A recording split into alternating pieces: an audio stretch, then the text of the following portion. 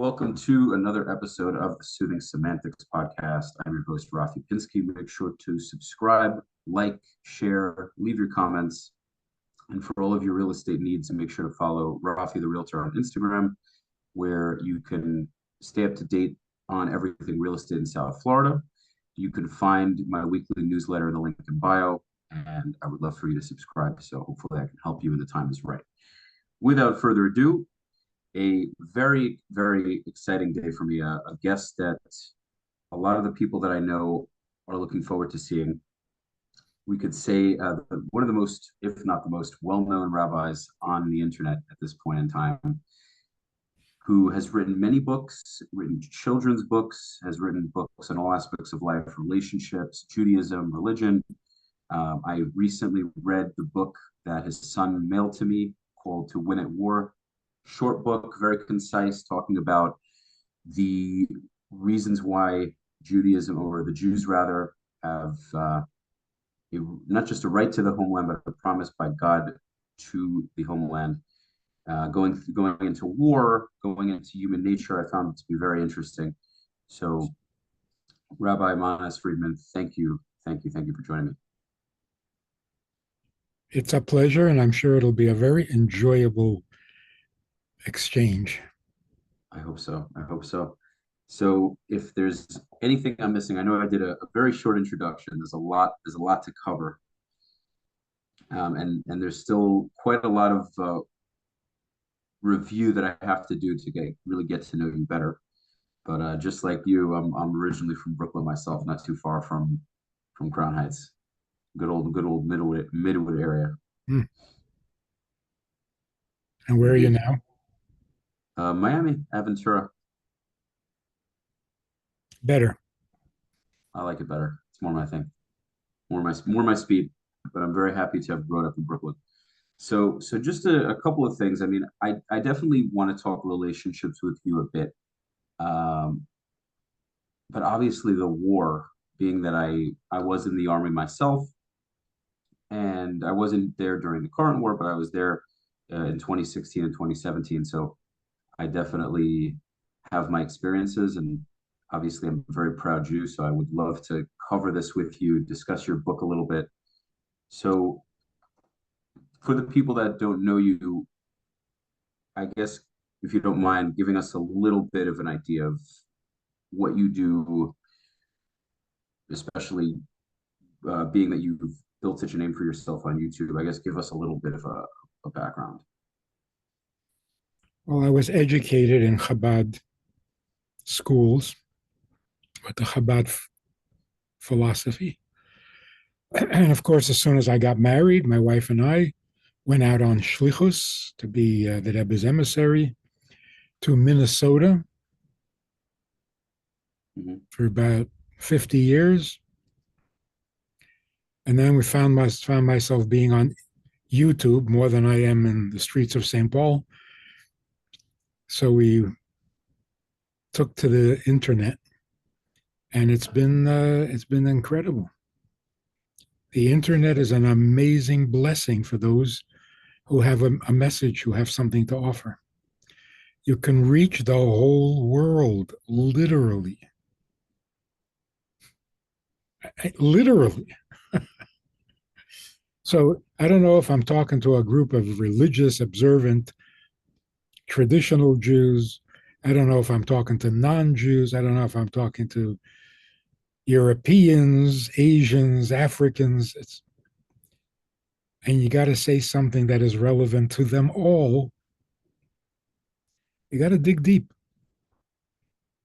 You got to get to such fundamental realities or such fundamental truths that everyone can relate to. That's exciting. It really is. It's just getting more and more interesting. I'm not sure if you're still go if you're pausing, so I don't want to interrupt.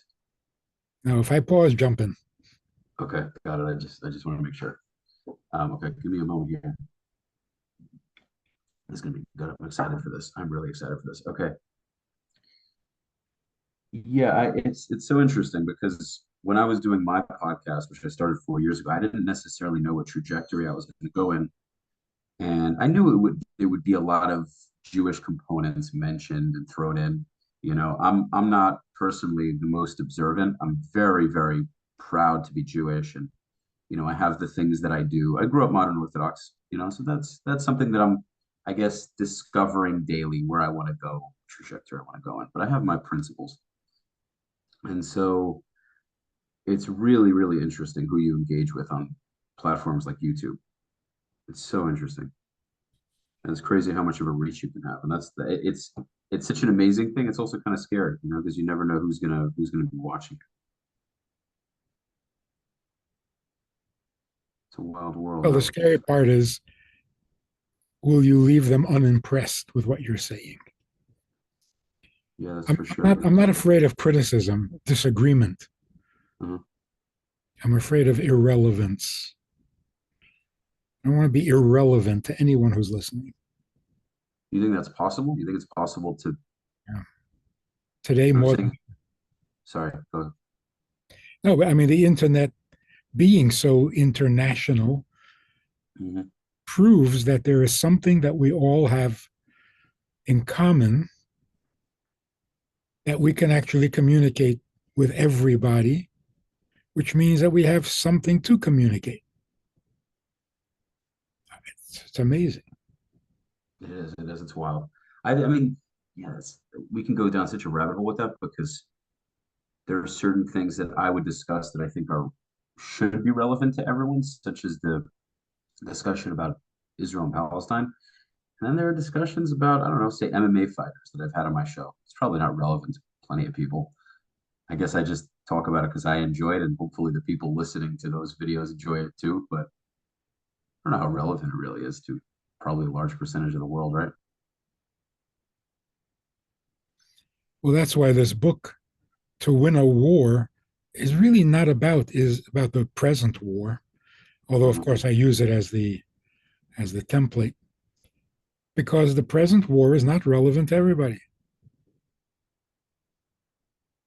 But the principles of war are and should be relevant to everybody. Mm. So I try to stick to the universal principles. Gotcha. Yeah, no, that makes sense. I now that we're getting into the book, because that's the second thing on my list. So I have a list of a few topics. So in the book, you obviously you mentioned how God made us a promise to this land. So when it comes to, for instance, the Rebbe, the Chabad Rebbe, he is vehemently opposed to giving away any sort of land because, as many Chabadniks explain, it's not ours to give away. Meaning, God may have promised us that we can inherit it, but it isn't exactly ours to decide what we do with it in terms of giving it to anybody. Is that accurate? Well, the fact that it's an inheritance Mm-hmm. means you can't give it away. If it was a gift, you can pass it on. You can make it a gift to someone else. Mm-hmm. Just don't tell the person who gave it to you that you're giving it away. But you can give it away.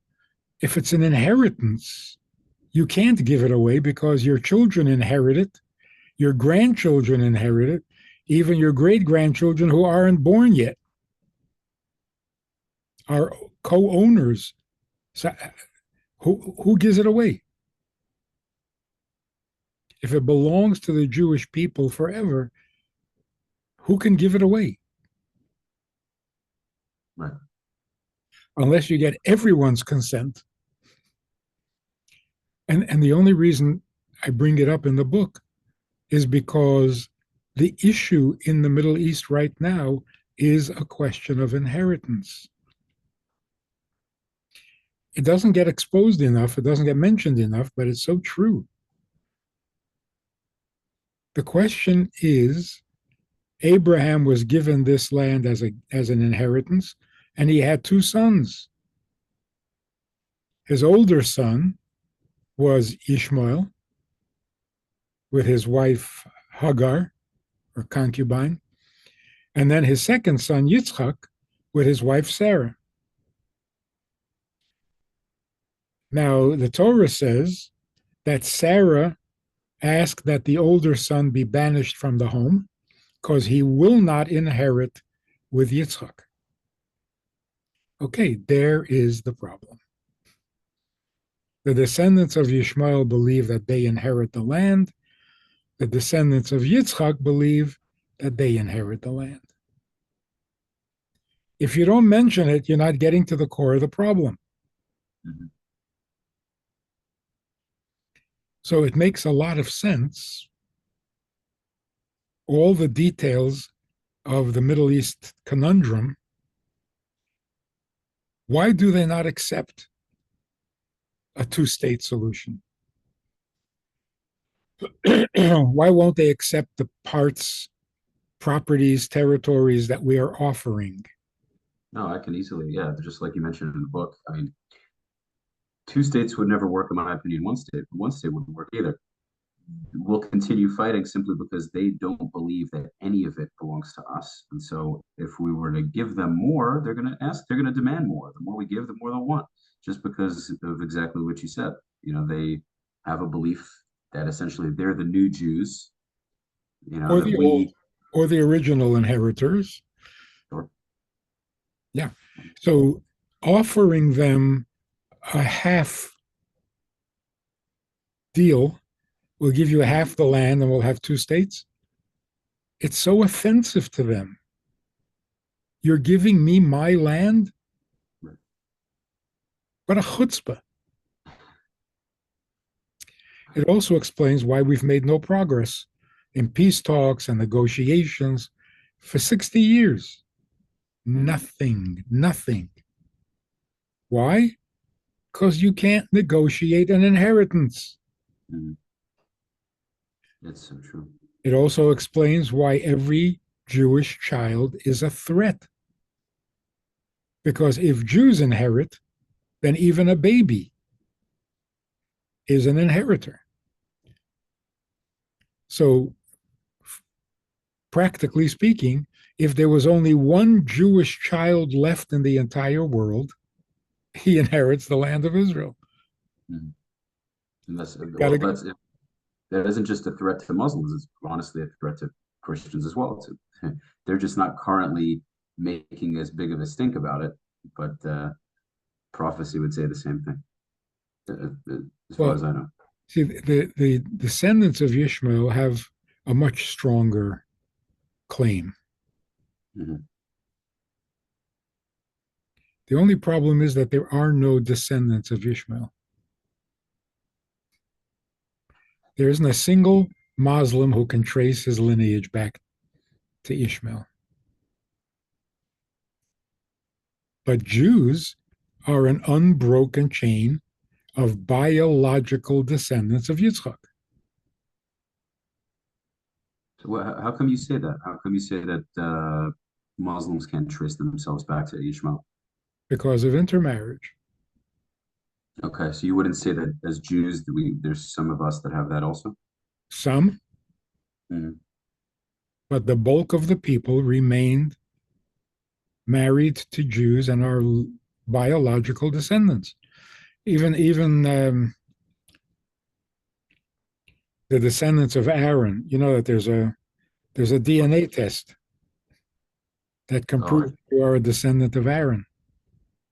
really? Yeah. That's crazy. Okay. So the intermarriage means that not every Arab is even a Semite. Mhm. They intermarried with Africans. They intermarried with Europeans. Well, I discussed this on my show. I discussed this on my podcast many times. When I was in the West Bank and I was doing checkpoints, checking cars, you'll see, very rarely did I see, but you'll see some black Palestinians. And we can go into the whole Palestinian thing as well. We'll peel a bunch of onions back. So many of them are redheads. They're pale. They have blue eyes, blonde hair, straight blonde hair. A lot of them.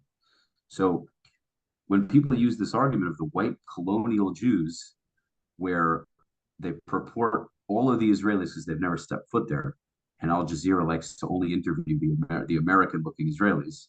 They always do that purposely. They don't seem to know that most, well, definitely a majority of Israelis have darker skin, and their families have never lived in Europe, and they also just don't know that the Arabs living in this area, whether it be the West Bank, Gaza, or Israel proper, they have different color skin, they have very different looking faces, and that could only be the case if they were nomadic, either from the Levant or they came from somewhere completely different. Well, you see, if we recognize the element of inheritance, it changes the whole dialogue. Like saying, who is more pious? Who is more religious? Who is more spiritual? It doesn't make a difference if you're inheriting. Who does God love more? It doesn't make a difference if you're inheriting. Love doesn't get you an inheritance. Another point too, that I love that you're saying this, because I had this debate with two Arab guys. Have you heard of Dr. Mordechai Kadar? Yes. Right. So he came to my apartment. We met, and he and I were on the same team, obviously. And then we had a debate with the Egyptian American and then Palestinian American. And they were talking about how because the Jews sinned, we forfeited our rights to Israel, yada yada. And I said, okay, so how are you supposed to weigh this if 70% of the Jews follow this and this law, we have rights to it. But if only 35% follow it, we don't. I said, and according to you, I said, what's the story with you guys? How many of you must not drink alcohol in order to have the inheritance?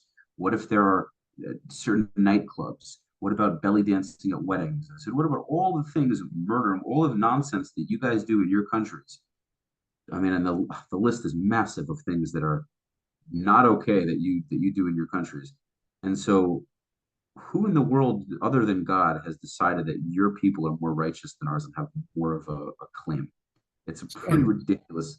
And it's irrelevant. It's Right. irrelevant. But I didn't think of that. What you're saying, I could have answered them with what you said in 2 seconds. Look, a man passes away and he has only one son. Mm-hmm. Does he inherit? Yes. Legally. What if the father hated that son?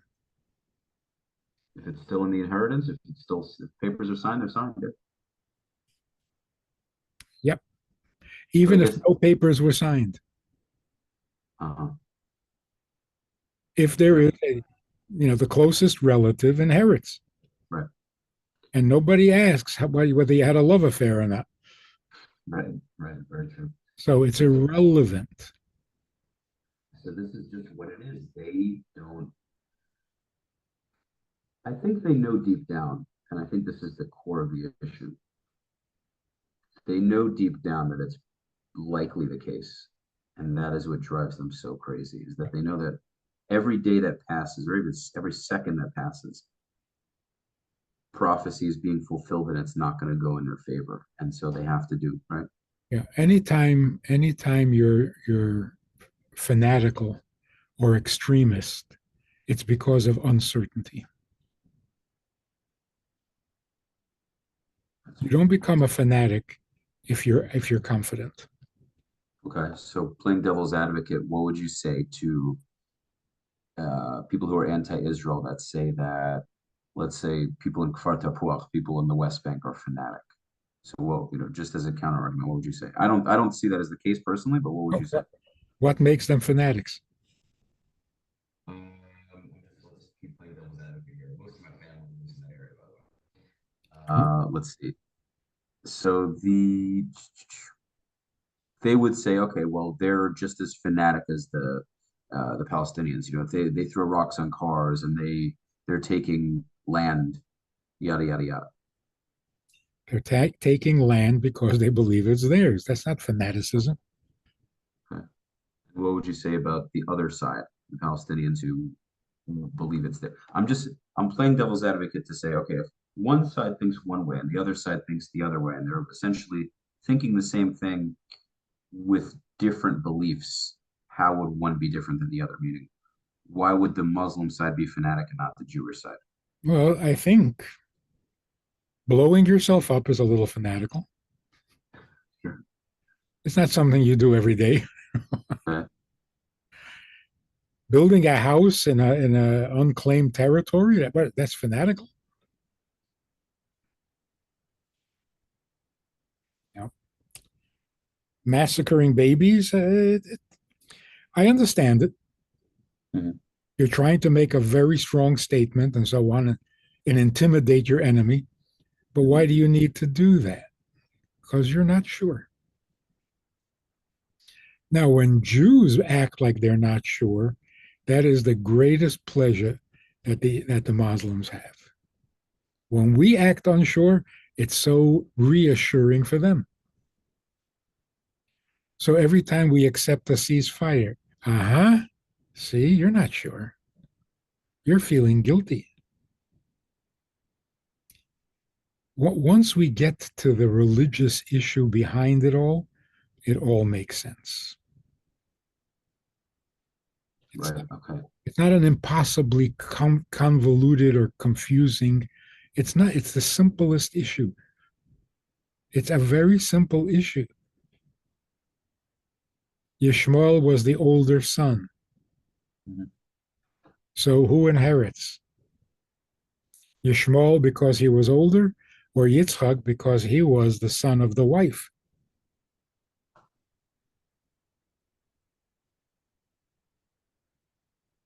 Oh, forgive me. I didn't get any. I didn't. I never. I haven't gotten inheritance, and nor will I. So, part of me for not knowing how this works that well. Well, you never had to fight with your father's concubine's son. No, I don't have. To know me a little bit. I don't have parents, nor do I have biological siblings, nor am I getting an inheritance. So none of that. None of that's very relevant.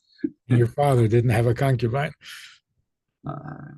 Who knows? I don't know him, so I couldn't tell you. That's funny. Okay, so let's see here. Well, here I guess here's another devil's advocate thing, right? Just to be clear about this, I'm very much a right-wing Zionist. People who don't know me well would consider me extremely right-wing, and I don't even know if I would deny that. I was in one of the most right-wing units in the Israeli army, that's for sure. So, what would you say? Because you're talking about being unsure. So, what would you say to people who go, well, maybe the Jews aren't sure, or at least a large percentage. Maybe they aren't sure. Maybe religion itself, the concept of a religion itself being faith based means none of us are 100% sure. Just plain devil's Well, advocate. we are the descendants, biological descendants of Yitzchak. Mm. It's not that we're not sure of that. We're not sure, even as the descendants of Yitzchak, we're not sure that we have the authority or the right to claim the land because we have a terrible inferiority complex, not because we don't know who our grandfather was. And again, if you inherit, it doesn't matter whether you have an inferiority complex or a superiority complex or no complex at all. So what's the inferiority complex? When you have an inferiority complex, you don't have the courage to even claim what is yours. Well, okay, and what I meant was how is that so? Inferiority complex in what sense? Well, we've been persecuted and abused for 2,000 years. It kind of has an effect. Can we be right when the whole world thinks we're wrong? We're such a minority. We're so tiny. We're so small. We're so. Your father is still your father. So if you say, "Oh, I don't think we deserve the land," you don't have to deserve it. You inherit it. We don't have the courage to claim what is true. That's Okay. that's an Right. So this is that's a interesting. pathological condition, by the way. Yeah. Yeah. No, this is great. I think you know what it is. at the end of the day, we're not going to appease everyone. We spend way too much time doing it. Way too much time doing it. It goes back to the Golda Meir saying. I think we can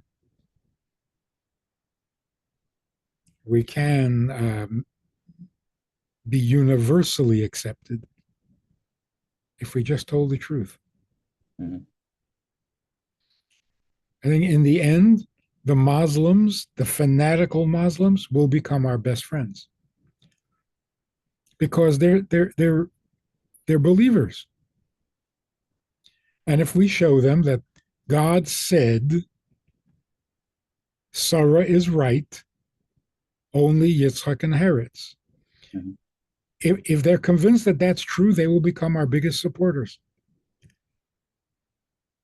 They will take down the mosque so that we can build the third temple. Wow, that would be wild. Okay.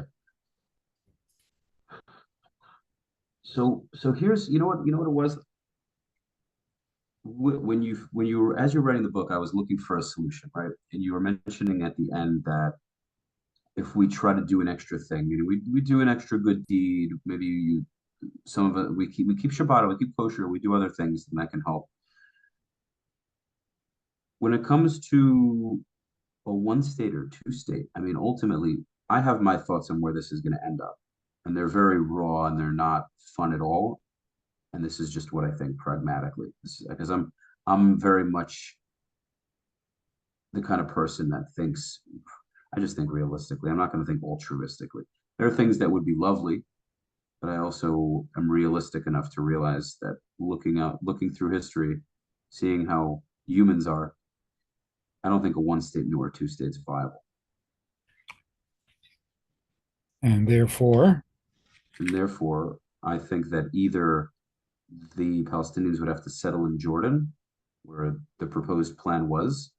They would have to settle in Gaza, maybe get some extra land from Egypt. And if they're not willing to do and actually set up a state, and the reason why I don't think that would work either is because of what you're saying. It's because if it's inherited and they're in part of the land, then that would still never solve the issue. And so I think realistically, what will probably end up happening, because the status quo can't go on forever, is that one side will there will be another major war. And in that war, one side will either have to kill most of the other or kick out most of the other. It sounds horrible. I'm saying it on a YouTube video. If I look at it pragmatically, and looking how every other empire, civilization has always gone, if two groups are relentlessly fighting over a parcel of land, and we know just by looking at the history in the last 75 years, we can go even much further back than that, they're not going to agree on a two state. It's just no chance. And a one state wouldn't work because they would be the majority very quickly. And to have it in democratic elections with a majority group where the minority are Jews trying to rule the majority group, that would just never work in any real scenario. mm-hmm. And so we're all humans are sitting here dancing around this thing. Well, we can create a one state and it would still work out, because it wouldn't in any form or fashion, and neither would the two. So it just makes me sound like a genocidal maniac, because what I'm essentially saying is we're going to end up fighting a war that will one side will essentially have to either kill or remove most of the other side.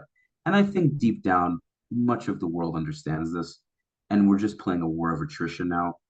And I think if the Palestinians were willing to accept the reality that the Jews aren't going anywhere because they have nowhere else to go, and as you say, which I agree with, we inherited this.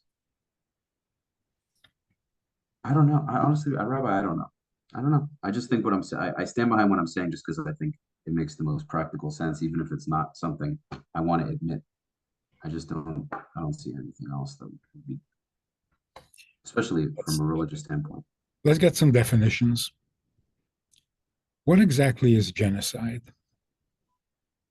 Terrible thing, genocide, right? Yeah, you mentioned this in the book. What is genocide? Okay? Well, I'll answer it. It's from what I remember you writing. It's just what I remember. Correct me if I'm wrong. Just the intentional slaughter of a group of people or removal. Did we have an intentional slaughter of a group of people when we went to war against the Nazis?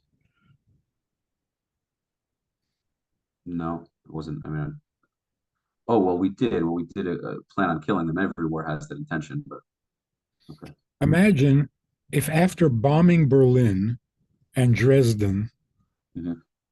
they kept fighting. So we bombed some more cities and they kept fighting. So we bombed some more cities and they kept fighting until there was no one left. Right. Is that genocide or is that war? No, that's war. Yeah, So what's genocide?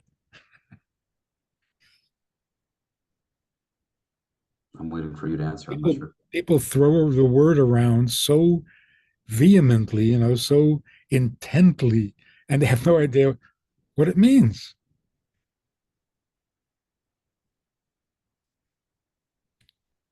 If you have peace and you continue to kill, that's genocide. But as long as there's a battle going on, it's a war. It's not genocide. Now, the Nazis were committing genocide because the Jews were not at war with the Nazis.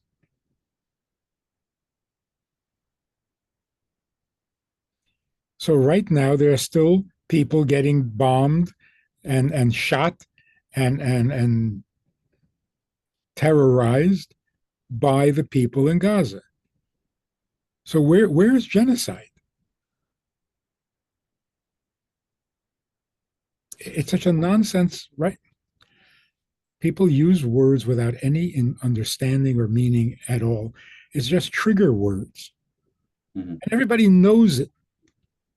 And the game is who can use better trigger words and who can use them more often and more convincingly, which means who can lie better. That's what the world has come down to. No one stops to ask, but what's true?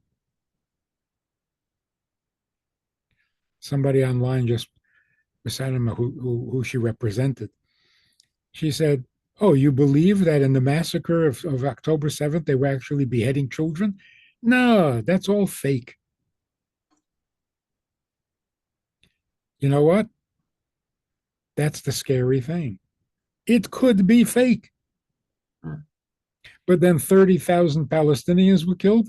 Well, that could be fake. So, Uh-huh. what are you going to believe now? Well, No go one ahead. cares about the truth. And that is the most dangerous condition that we've ever faced as human beings. If the truth doesn't matter, then all is lost. There's no truth in advertisement. There's no truth in movies. There's no truth in novels. There's no truth in truth.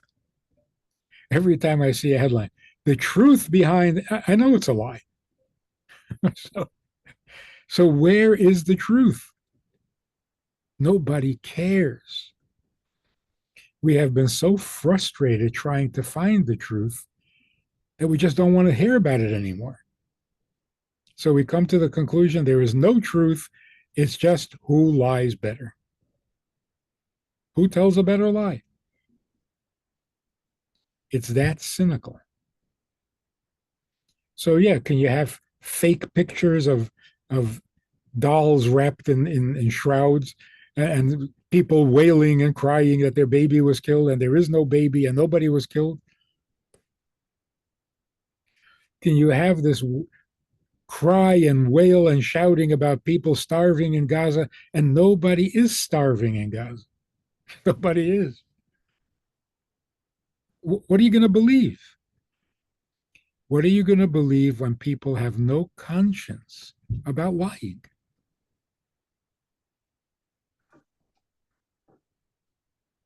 So what do we do? So meaning, well, what is the truth, and also, what do you think to what I'm saying? I mean, I'm kind of putting you on the spot with this because I think it's going to come to an all-out war. There's too many with the 20% that are in Israel proper.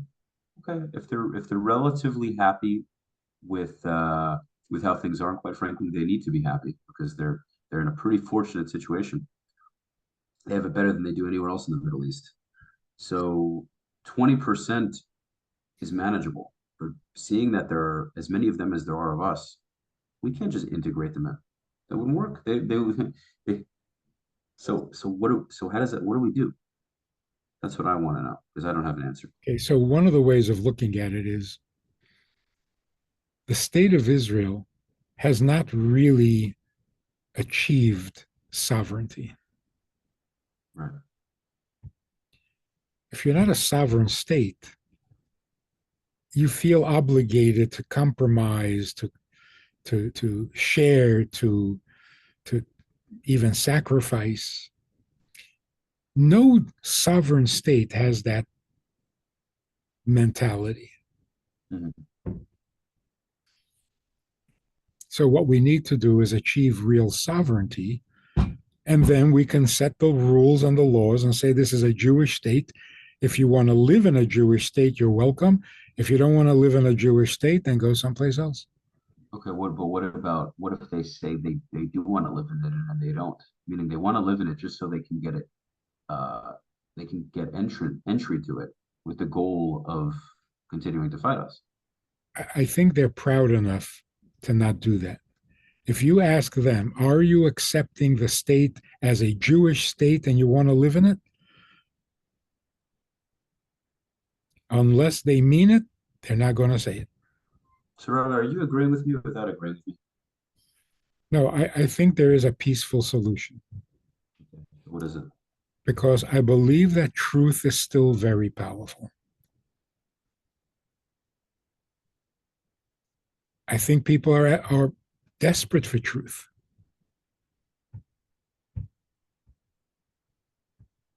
We've always believed in truth, and we can't give up on it because then we're giving up the ship. So we need to come to the world with the truth. Yes, we are the chosen people. Hmm. We're not fooling anybody by denying it. And yes, it's our land. And yes, Jerusalem is the capital of Israel. Who doesn't know that? I think it's time to just tell the truth. It doesn't do any good when religious fanatics say, this is a land given to us by God, and our only answer is, we're a democracy. What are you saying? You're not communicating. Why are we afraid to say, if this is a religious question, then we win? Right. Without a doubt. Why are we afraid to say that? For the same reason we're afraid to say that we're chosen. Well, it's a very bold statement. Yeah. It actually isn't. Being chosen means you had no choice. I mean, if God chooses you, what are you supposed to do? Say Well, no? hmm. Well, I thought the story went that we kind of, decided to take on the responsibility. I guess I'm wrong. Then, then we're not chosen. We chose. Mhm. Being chosen means nobody asked your opinion. You were chosen, and that's it. Right. So how do we do this peacefully then? Because meaning, say we okay, so we acknowledge this chosenness, right? We say we're here, we're standing tall, we're proud of it, whether you like it or not. Say there are, say for argument's sake, there are 8 million of them and 8 million of us. 20% of those 8 million are already in Israel proper. How does a peaceful resolution look to you? Say obviously that we're not apologizing for any of it. We're proudly saying this is what it is. Take it or leave it. How does that work in practice? You're dealing with religious people. You can't forget that. I mean, deeply religious people, Mm-hmm. willing to give up everything for what they believe. Mm-hmm. So if they believed the right thing, the problem would be over. So again, the power of truth is mightier than. So if we get up and we say, you know what, we've been playing this who tells a better lie game for a while. We're Mm-hmm. not playing anymore. It's boring. It's dangerous. It's it's insulting to God. We're not playing this game anymore. From now on, we're going to live by the truth. It's our land. We're not negotiating. We can't give any part of it to you, even if we wanted to. Let's stop lying. Mm-hmm. There's no question the world will accept the truth because it's true.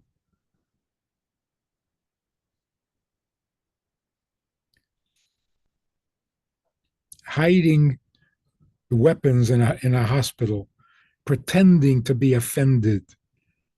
Enough already. No more of that. Just the truth. So do we live with them? Do we let them live among us? Are they naturally gonna convert because we're like how does No, that? no, they're not going to convert, but they will become the most supportive people because, at least ideologically, we are related. We both believe in Avraham. So even if they're the majority, you're saying even if they're a strong majority, like there's a lot more of them. You think There always will be. right? But even in the land itself, obviously there's going to be a lot more of them in the surrounding areas. But even if say there were I don't know 20 million of them in Israel and only 8 million of us, you're saying that they would still respect our leadership. Yes, because if that's what God said, they are not going to argue. They're really believers. Their belief is enviable. Not what they believe, but the depths of their belief. Which I guess is something admirable in and of itself, right? In some way. Yep. So maybe, do you think that maybe that's where we're falling short? Yeah. It's interesting. So I guess take something like this, right? This is weird, but weird thing to bring up, but it's kind of relevant. Um, Take something, for example, that's forbidden in every religion, right? Something like LGBTQ rights, like gay rights. I personally, I'm a straight guy. I don't really care what people do in the privacy of their own house between them and God. Like that's my personal thing. Pretty neutral about it. Do whatever you want. But then when it comes to Israel, I'm definitely not pro a parade in Jerusalem. I think that's wrong. I think they should stop that. I think in Tel Aviv, hey man, it's one of those things where I just don't care all that much. But if it comes to sharing land with the Palestinians, they're definitely not going to be okay with that. And there's a lot of Jews that aren't.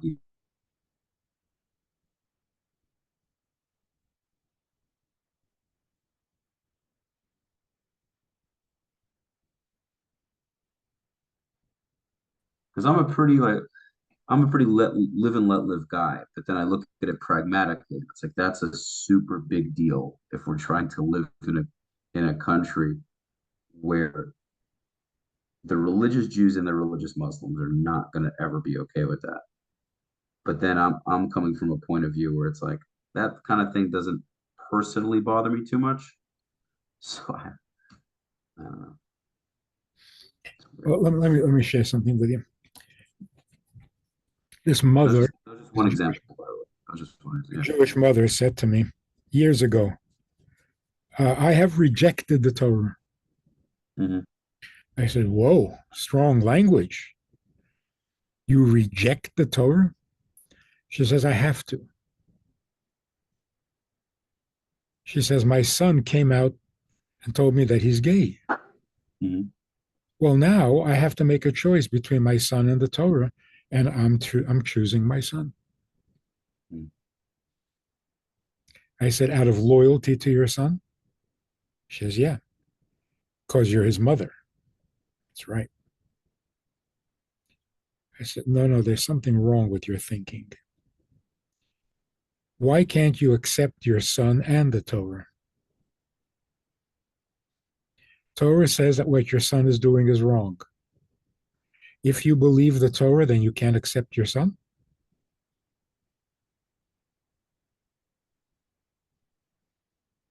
In other words, your relationship with your son is conditional? And this Interesting. you call devotion of a mother? Your son is doing something the Torah does not approve of. So you have Mhm. to reject your son? Just a religious fanatic? Your son is doing something wrong. So, so you're not his mother anymore? So you don't love him anymore? What is wrong with you? Mhm. What is this intolerance? What she was saying is intolerance. Right. Because if in fact he's sinning, I have to reject him. That is so wrong-minded. Somebody asked me, if there was a gay man in your community, in your congregation, would you throw him out? I said, if a man was committing adultery in my congregation, would I throw him out? I There'd would. be I no mean, congregation left. that's crazy. I'd have to throw everybody out. God, that's terrible. Oh man. No, you're keeping it super So real. wrong. It is so wrong. You know what though? And what about yourself? What if you're convinced that you're a sinner? Do you have to reject yourself? Should you You know commit what's weird? suicide? This is such a good point, Rabbi. You know what it is? Like I'm thinking about it like this, right? Because I've thought about this. If my son, and I'm being real, I hope my son, I hope my son isn't gay. I hope my daughter doesn't become a lesbian. Not because I would never disown them. I would love them 100%, and I'd be supportive of them. My thing would just be, that's literally hilarious. There's a guy that lives in my building who's gay, and he's calling me right now. He's a really good person. He's a really good person. That's literally hilarious. Okay.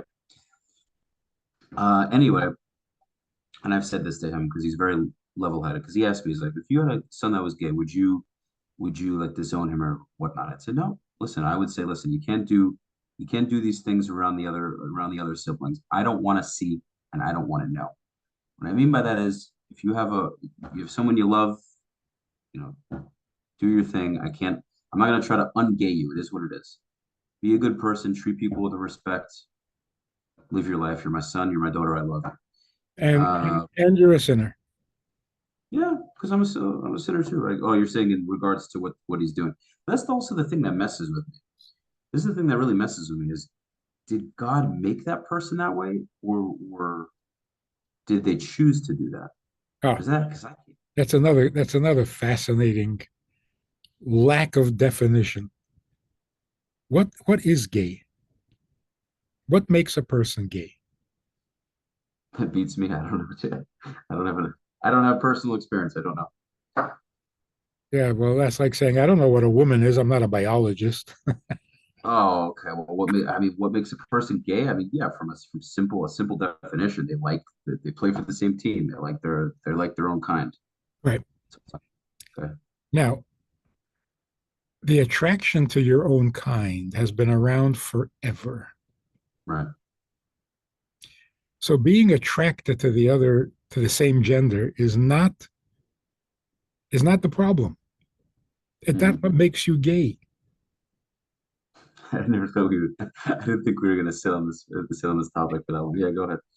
It's relevant though, because I think this is a huge part of the It's Israeli it's so of the Israeli post. Yeah, go yes. ahead. What makes you gay is the inability to be intimate with the opposite sex.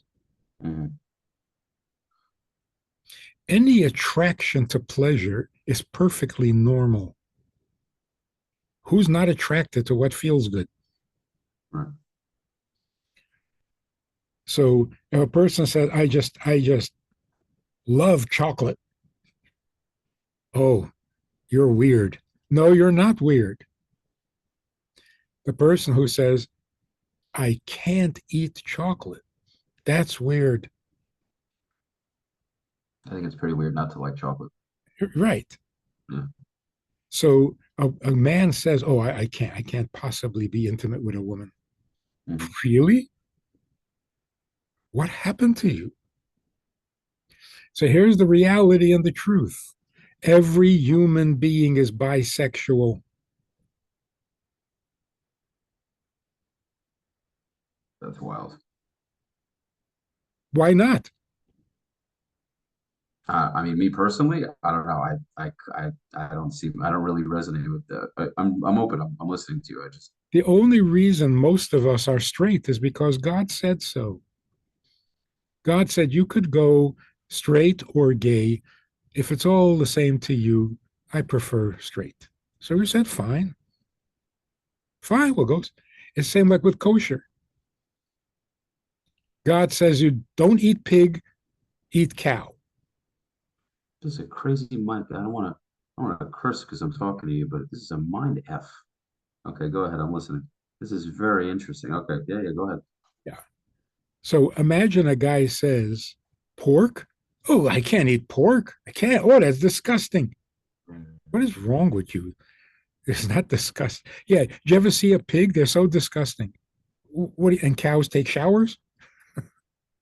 Right. Well, I mean, you can. I guess you could say pigs are probably arguably more nasty. But you don't think we have an Ferment? inclination? Don't you think? My feeling is, I think we have an inclination, or I think someone who's gay, they're just probably born. Maybe not always, but I think more often than not, they're born with an interest in the same sex. Maybe We're I for all we're all born with it.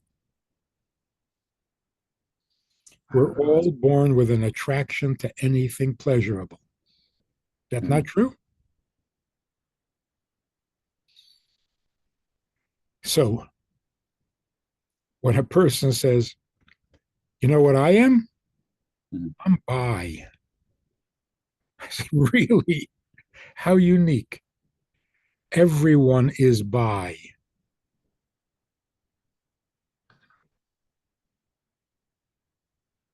Now Wow. the question is, which does God prefer? I ain't about to listen, Rabbi. If you're right, I ain't about to find out. I'm good. Look, I'm good. what I like the happens future. to what happens to very heterosexual men who are put into prison? You're being really, really honest though. You know what? I'm hearing what you're saying. I don't like how it sounds, and I'm God willing, not even God will. The idea of a man is repulsive to me. But you're making valid points, I guess. I guess they're valid points. Yeah, what happens in prison is they go and do that yeah. So every form of sexual pleasure is natural. If it feels good, people will do it, Right, not just bi, right, trisexual, quadrosexual. right. Whatever feels good, people will do. So God says there are so many ways you can have sexual pleasure, but if it's all the same to you, do it my way. So then why did gay people do it then? Then why did they do it? Meaning if you I don't do it, I don't want to do it. It just doesn't appeal to me. But why do people who are gay, why do they do it then? What causes them to actually take the action? No, Aside from trauma, obviously there's traumatic experience, but say someone hasn't been abused, God forbid, or any of that. They just, I don't know, they turned 16 and just did it.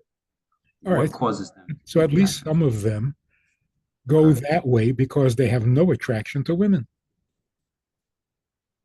Right, but didn't you say that everyone's bisexual? So wouldn't that argue Right. that point? So the question is, if a person cannot be intimate with a woman, is that natural?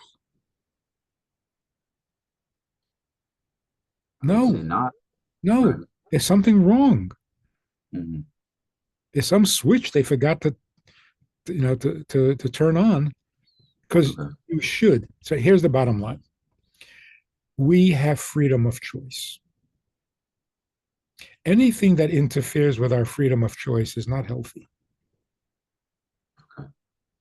I have the freedom of choice to eat a sandwich out of beef or out of pork, and they will taste good, either one of them, Mm-hmm. and they will not make me sick, neither one of them. Right. So God comes along and says, if you're looking for a meat sandwich, I prefer you eat the beef, not the pork. The average person says, fine, I'm not that hungry. I'm not going to eat both. So Okay. as long as you're giving me a sandwich, I'm fine. Mm. But what about a person that says, beef? I can't eat beef. What is wrong with you? And by the same token, oh, I can't eat pork. You can't eat pork? What's wrong with you? I don't believe in eating pork. Okay, fine. Right. So here's the mistake. People argue that those who are gay can't be straight. But then again, those who are straight can't be gay. It's not true. We're not straight because we have no choice. We are straight by choice. It's the way God prefers, and I don't have to have every sexual outlet in the world. So as long as I have a sexual partner and it's a woman, I'm fine. The guy who's bi says, no, no, no, I have to have every flavor. It's a little gluttony. So how do you, okay, so according to your logic, how do you, I don't know, say my buddy who just called me, right? He would disagree with that wholeheartedly. He'd be like, no, I just like dudes, right? He was actually engaged to a girl a while back, and he was going through the motions, didn't enjoy it, so they broke up because he was. So what's wrong? Um, That's not healthy.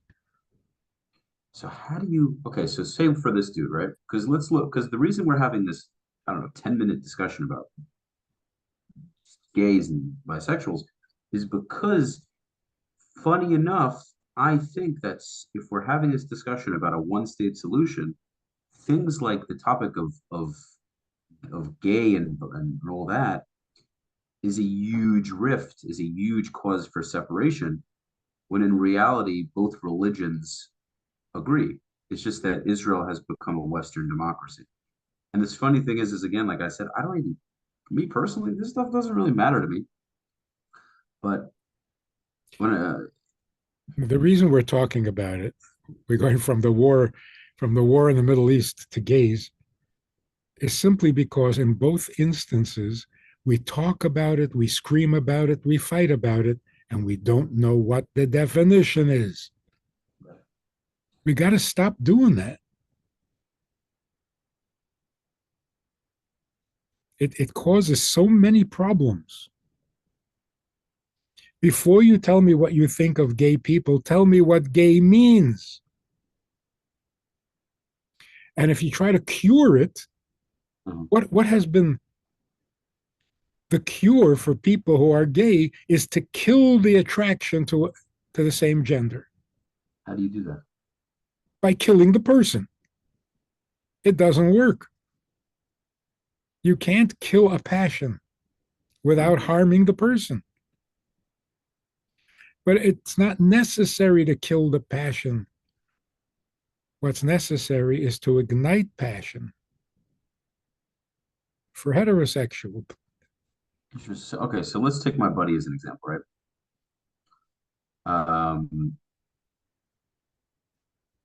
it's so interesting. I'm just trying to think about this. I if he it would be so funny to have him on the Zoom right now so you can listen to so we talk about this. But the point is if how would that work in practice? Because I'm imagining, God forbid, I as much as I don't mind, I would really hope that all my kids are what I consider straight. Because now we're having this weird, interesting conversation. How does that even work in practice, right? Like, let's say with all the people that are gay in Israel, what if there's a consensus that Israel says, no, listen, we want to be, I guess, a more Jewish country. The Israelis and the Palestinians will have more shared values. Uh, and therefore we kind of have to have all the gay people you know going for women now. I mean, the whole thing just sounds so difficult to in practice. It's like because I kind of like how free Israel is. I personally I wouldn't want a theocratic kind of country where everything's like, all right, everything closes this day, this has to be this way, this has to be that way. I guess just because I'm more of a traditional Jew, I kind of I don't know. It's this is such a deep conversation. It's really good. I wouldn't want to live in a Muslim style country. I kind of like how Israel is. You want to drive on Shabbat, go ahead. You don't want to drive on Shabbat, cool. You want to keep Shabbat, cool. You don't, all right.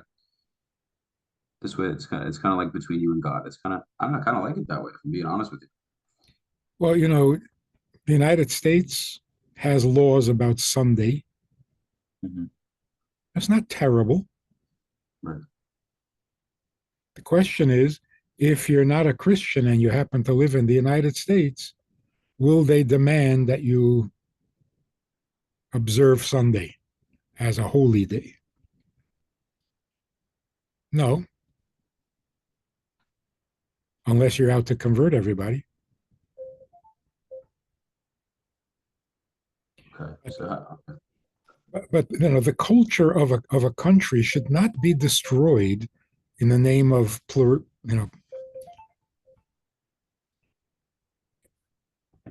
you don't give up who you are in order to prove that you're tolerant. Tolerance means I disagree with you. You're totally wrong. You're completely wrong. Mhm. But welcome to the country. That's called tolerance. But if I decide, no, you're not wrong, nobody's wrong, where's the tolerance? Then there is no tolerance. There's just indifference. So a country should have a character. It should have a culture. It should have a lifestyle. It should have its values, of course, Mhm. and then be tolerant of those who don't. But don't give them up in order to be tolerant. Okay, so well, real quick to interject. So if I'm understanding that correctly, that means that we would have Jewish laws, but then other people in the land that wanted to do what they wanted to do can do them. But to what extent, and how does that not have a potential negative effect on us? Meaning, for example, let's say Jews didn't drink alcohol. And so therefore we said, okay, well, we can't drink alcohol, but anyone who's not Jewish can. Yeah, But now that's still being done around us, and that could affect us. that's insecurity. Then you're not secure in your own beliefs. But if non-Jews lived in Israel, would we Mhm. demand that they fast on Yom Kippur? No, But what if they're eating and it tempts us? right, right. Okay, I guess that's valid. But I think also, well, that's also one day. That's also a one day thing. We can Uh, tolerate for one day. I think so. No, but I don't know if it's something that's constantly in our faces. Listen, if we're being, No, it enhances the country. Real tolerance means you tolerate what you disagree with, what you disapprove of. okay. The So mother in who that, says, I have to reject the Torah in order to accept my son is totally intolerant. right, that's interesting. She thinks she's being tolerant. That's if she thinks she's doing. I get what you're saying. That's very interesting. This is so what you're saying is a big would be a big shock to a lot of Jewish parents because there's a lot of Jewish parents still that would completely disown their kids if they did that. Yep. Yeah, Yep. yeah, it's interesting. Missing the boat. Yeah, I can't say I'd be thrilled about it. I'm not gonna lie. Definitely wouldn't be thrilled about it. No, But I you don't also have know, to be thrilled about it. That's the yeah, point. right, right, right. That's understandable. Yeah, So basically, all I'm saying in all of my books, don't argue a subject before you have a definition for what you're arguing about. right. Don't go marching in the streets from the sea, from the river to the sea, and you don't know which river to which sea. So true, Rabbi. Also, I just wanted to ask you, in terms of time, I can hear you're getting pings and dings. I can't imagine how busy you are. Do we have an idea of how many minutes before you really got to run? Am I already way over the time? You want to change the subject?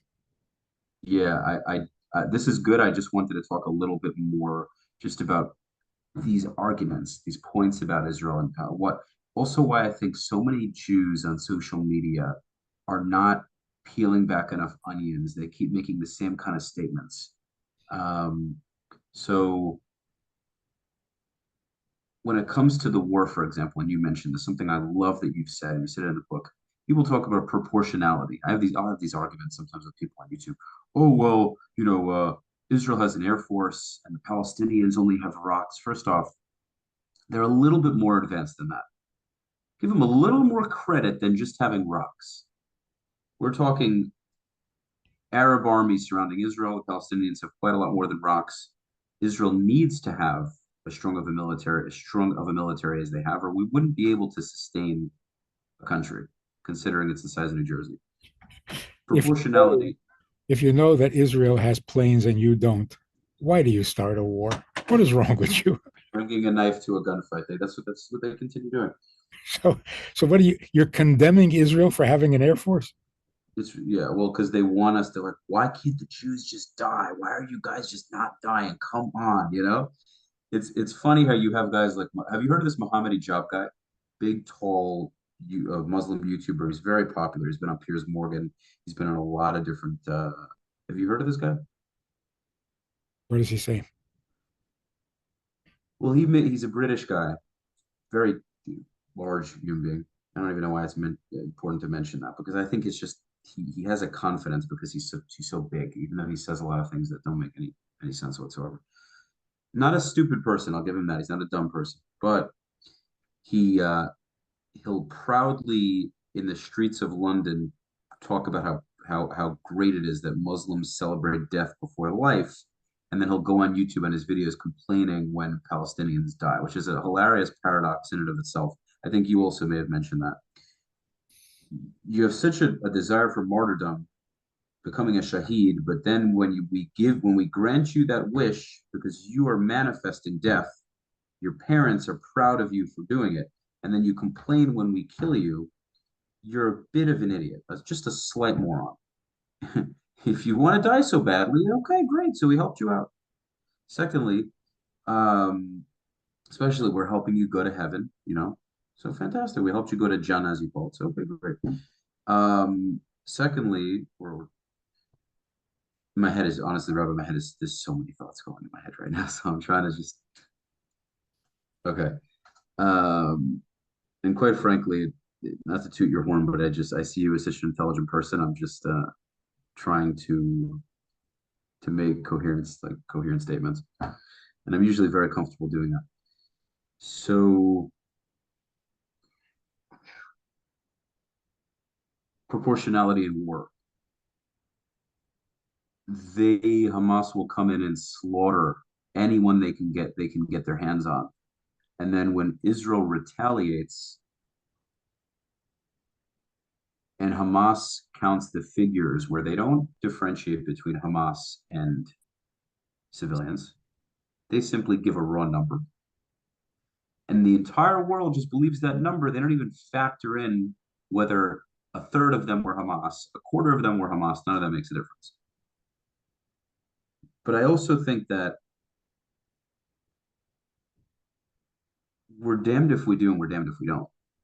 Because if we don't fight the war, if if we didn't go and enter Gaza and do what we're currently doing, Hamas would ultimately they would have won. We would have gone nowhere. Now the entire world knows that we're pansies and they can do this over and over and over again.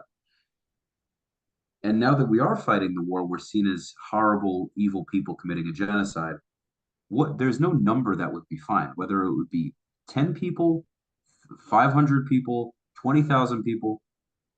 We're seen as bad regardless for the simple fact of existing. We, in their eyes, don't have a right to wage a war in the first place because we don't have a right to be there.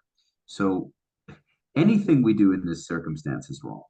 So if we lost the war now, much of the world would be celebrating. If somehow Hamas defeated us, the world would be ecstatic. I actually am very impressed by how, and it's a tragedy that any soldiers and Israelis died, but it's actually I'm very surprised that we've only lost a few hundred, which is terrible. It's terrible to say that, but what I'm saying is going into Gaza is not an easy thing to do. I was expecting a few thousand soldiers to have died, if I'm being honest with you. So Israel's doing a pretty impressive job right now, you know? And I think that the fact that Gazans fled as quickly as they did tells us that they understood what we were coming to do. Like they understood that this was a little bit over the line. And this invasion of Gaza is going to look a little different than it did in the past. They didn't exactly have that much faith in Hamas this time around. So, what is the definition of proportionality?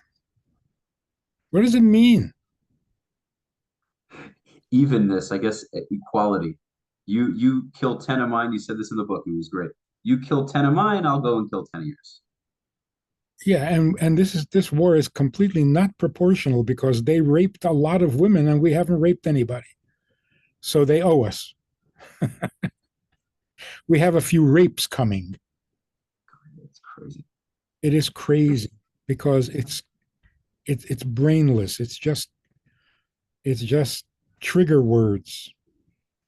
Proportionality means proportionate to your goal. Your goal is to bring peace. So the death has to be proportionate to the need for peace.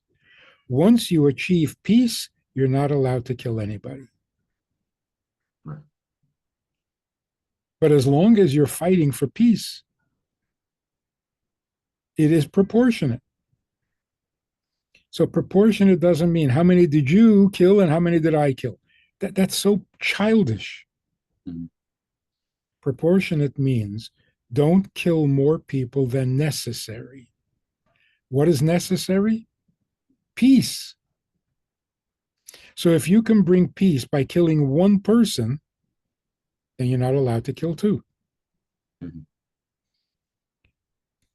On the other hand, if it takes killing 1,000 people in order to bring peace, which means the enemy will not attack you again for 40 years, see, peace also needs a definition. Peace means you've intimidated the enemy so that they will not try again for 40 years. Why 40 years? I remember you mentioned that in the book.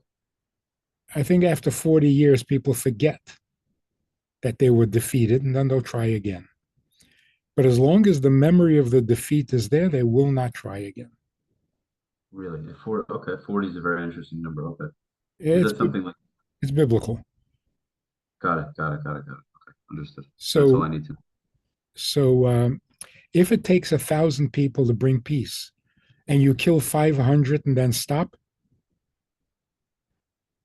that is so immoral.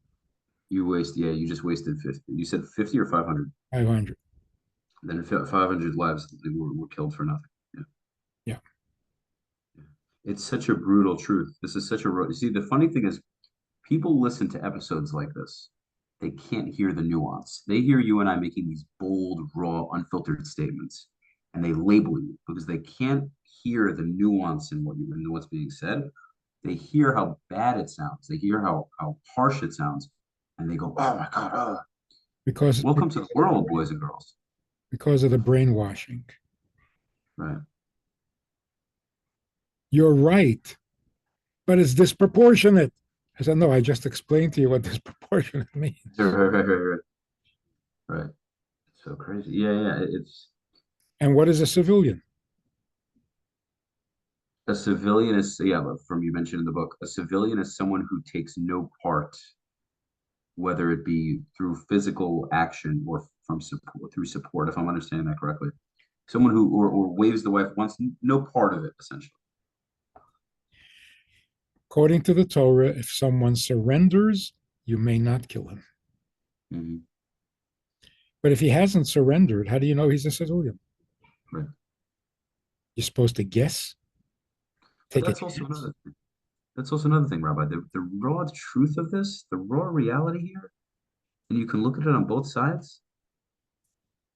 Most civilians in Gaza support Hamas, and most civilians in Israel support the Israeli army. And we like to dance around that, and we like to make, and it doesn't mean that a Oh, civilian shouldn't I be. know. And half the people who massacred Jews on October 7th were Gazans. They were Oh, not. I'm not equating it. I'm not. My point was not to equate it. My point was not to say like, oh, we're bad. My point was to say that with when it comes to Gaza, They're not if all civilians, civilians. if you're going to go ahead and not only kidnap Israelis, do all the horrible other things you did, and then you're going to raping, beheading, killing, whatever you did, and then the people who didn't take part in it are going to celebrate it. And then when Israel retaliates, you're complaining to the world that it happened. I, I think I find that to be a bit interesting. I find that to be a tad bit interesting. Yeah, There was a girl who, I think it was a tweet maybe, where she was saying that they should make October 7th a holiday. I think it might have been a Gazan herself. You saw that? And then not long after that, I think a relative of hers was killed.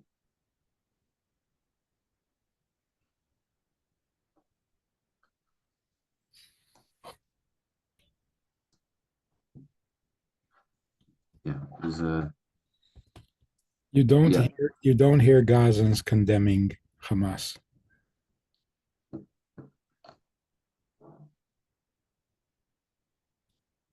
Well, supposedly there were a few on the internet. I don't know. I just don't know if I buy it, but But at any rate, yeah. cry. It's a civilian. Civilians are being killed. Do you know what a civilian is? Do you know what you're talking about? Mm-hmm. An Israeli enters an Arab village because he's under fire from terrorists. He has to decide who the civilian is in a building. Are you ridiculous? A civilian is someone who identifies himself as a civilian. Right. If he That was doesn't another, identify himself as a civilian, you can't take a chance and you have to eliminate him. that was a very good point that you made. You made the point that we're not responsible for differentiating who is and who isn't a civilian. They are, and it's common sense. But Hamas is doing that because they know that we are merciful and we're going to put our own soldiers at risk for their. Yeah. I don't know if we're merciful in this case or just suffering from an inferiority complex. Right, right. It's so interesting. Well, because I think we really want everybody to accept us, and I Yeah, think it's pathetic. it works that way on an individual level. It's so interesting how that happens, right? When you're as an individual, when you try so hard to make everyone happy, people end up resenting you for it because you have no backbone. You don't stand for anything. But it works that Almost, same way. you Hmm? almost invite bullying. Say again. You almost invite bullying. Right, right. You ask for it because you don't have a you're too easily swayed. So then nobody really takes you very seriously. So interesting. So I think the solution is we're coming up to Pesach. If we encourage more Jews to observe Pesach, because we are the chosen people, and we did receive the Torah at Mount Sinai, Mhm. and we did come out of Egypt, stop denying and lying and distorting everything that is true. Confirm. Yes, we are the chosen people. Yes, we came out of Egypt. Yes, we went to Mount Sinai. Yes, we heard God say the Ten Commandments. And yes, we inherited the land. Somebody please tell the truth.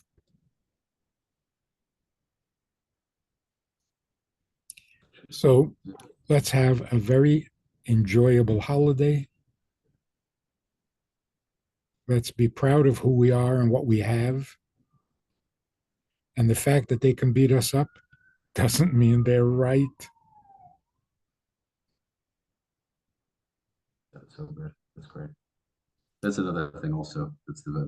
Just because more of them die doesn't mean they're right. Just because they yell louder, it doesn't mean they're right. Those are things that, Yeah. those are just very true points. Okay. Thank Yeah, you very much for this opportunity. it was really great having you. There's so much more to talk about. There were just certain topics that I got really stuck on, like I really wanted to go deep with. So, ladies and gents, I hope this was very thought provoking. It was heavy. It was good though. It's really great. I hope you appreciated it. So, ladies and gents, I hope you enjoyed this. I definitely did. Make sure to follow Rabbi Manis Friedman on Instagram. I'm going to drop the link in the description. You can find all of his books on Amazon. Pretty sure they're all on Amazon, correct? Because I went on Amazon, I saw them. And are they on any other sites? Wherever good books are sold. Wherever good books are sold. Fantabulous. Okay. So, hope you guys enjoyed. Make sure to check him out on Instagram. Check out his link in bio. There are so many things that he does. The link tree has just such a large list of webinars, dating discussion. We didn't even get into that at all. I would have liked to get into that a little bit, but such Let's is do it life. I'm sure again. you'll. Sorry, Let's do it again. I would love to. Hopefully, we can coordinate something. By the way, are you going to do Piers Morgan in the end, or are you not doing it? Yeah, I'd rather talk to Dr. Phil. Oh, yeah, I hear you. Hear you. Yeah, Piers Morgan is he's very interesting in the way he interrogates. What would you call his style of questioning? It's very he's just looking to get a rise out of you. He's looking to catch you. Sensational. Yeah. Yeah. I think Dr. Phil's is a lot has better intention behind it. Hmm. Okay. So, ladies and gents, always like, subscribe, and share. Leave your comments. I thank you as always for supporting the channel. My fellow Yidden, stay strong out there. Everything's gonna work out. And as always, real estate wise, I'm always here to help. Thank you again, Rabbi Manis Friedman. It was an absolute pleasure. And hopefully we'll reschedule something, Yeah. a part two. Let's do it again. Awesome. Awesome. Take care. Enjoy. Be well.